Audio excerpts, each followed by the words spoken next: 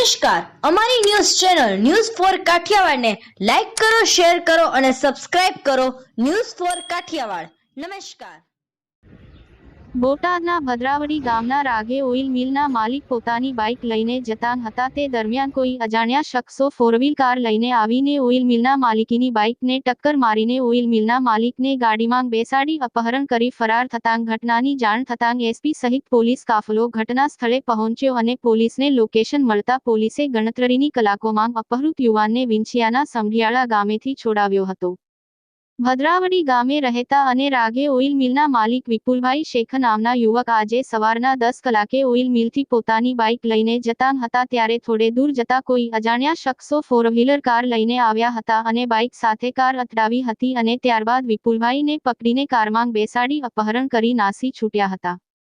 અપહરણની ઘટનાની જાણ થતાં Botad SP, DYSP, LCB, SOG સહિતના પોલીસ કાફલો ઘટના સ્થળે પહોંચ્યો હતા અને બોટાદ જિલ્લામાં નાકાબંધી કરવામાં આવી હતી તેમજ બોટાદ જિલ્લાની આસપાસના જિલ્લાઓની પોલીસને જાણ કરી હતી અને અપહૃત યુવાનની શોધખોળ શરૂ કરી હતી. તેવામાં પોલીસને લોકેશન મળતા પોલીસ પહોંચી હતી અને અપહૃત યુવાનને છોડાવી ત્યાંથી હાલ પોલીસે પાળિયાદ પોલીસ સ્ટેશને લાવેલ.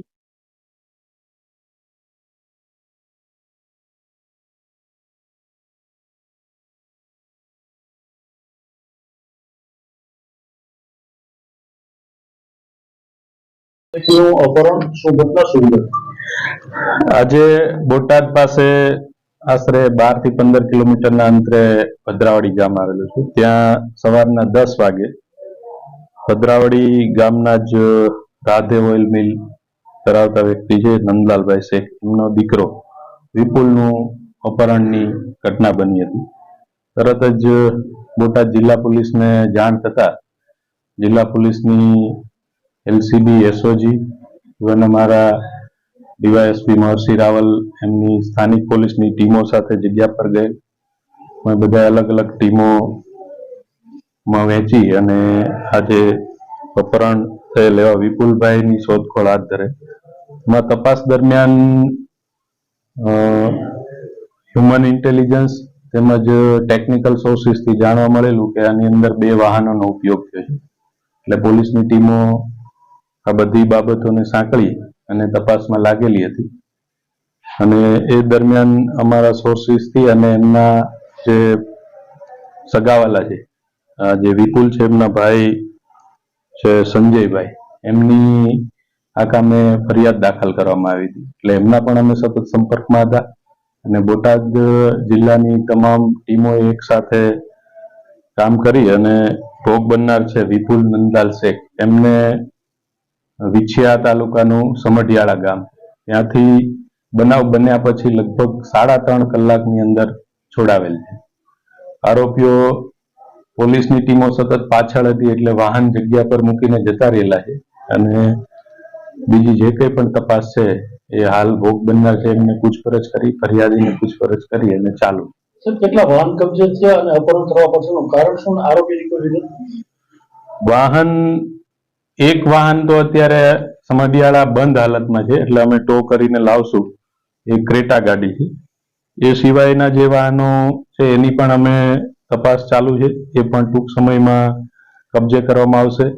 ભોગ બનનાર જે છે વિપુલ નંદલાલ શેખ, એમની પૂછપરછમાં જે અપહરણ કરતા હતા એમની વાતચીત ઉપરથી એમને જે અંદાજ છે સંજય મનુ ઓળખ્યા ને એનો ભાઈ છે હિતેશ ઓળખ્યા, તેમજ બીજો એક વ્યક્તિ છે સાગર જાપડિયા કરીને. બીજા અન્ય માણસો પણ આમાં સંડોવાયેલા છે પણ એ અંગેની તપાસ હાલ ચાલુ છે એટલે અત્યારે વધારે નથી કહેતા, પણ આટલા નામો ભોગ બનનારની પૂછપરછ દરમિયાન અને ફરિયાદીની પૂછપરછ દરમિયાન અમને જાણવા મળે. અપહરણ પાછળનું કારણ શું અને જે અપહરણ કરતા હતા તેના કોઈ સંબંધી કે કોઈ સગાવાલા ખરા?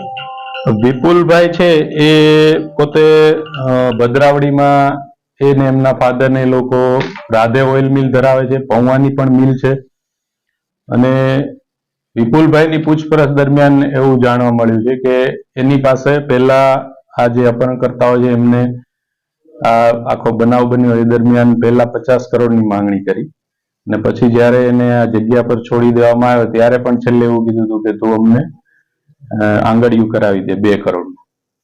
એટલે આ લોકોને એવો ડાઉટ હતો કે આટલા એમની ફેક્ટરી છે, ઓઇલ મિલ છે, પ્લસ એવી પણ વાત છે કે આ વિપુલભાઈ છે એ અત્યારે આપ જાણો છો એ રીતે સાયબર ક્રાઇમ ને ઓનલાઈન ગેમિંગમાં એમ કે વધારે પૈસા કમાયેલા છે. એ એટલે આમની પાસેથી મૂળ પૈસાના હેતુથી, ખંડણી માંગવાના હેતુથી જ આખો આ ગુનાને અંજામ આપેલો.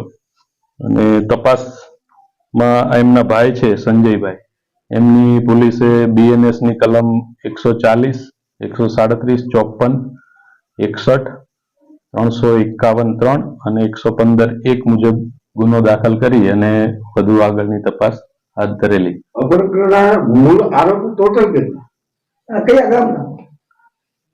મૂળ આરોપી અત્યારે તો જે વિપુલની પૂછપરછ દરમિયાન અમને જે જાણવા મળ્યા છે એ એની પ્રાથમિક પૂછપરછમાં 3 વત્તા 2 અથવા 3 એટલે 5 થી 6 ઈસમો હોઈ શકે.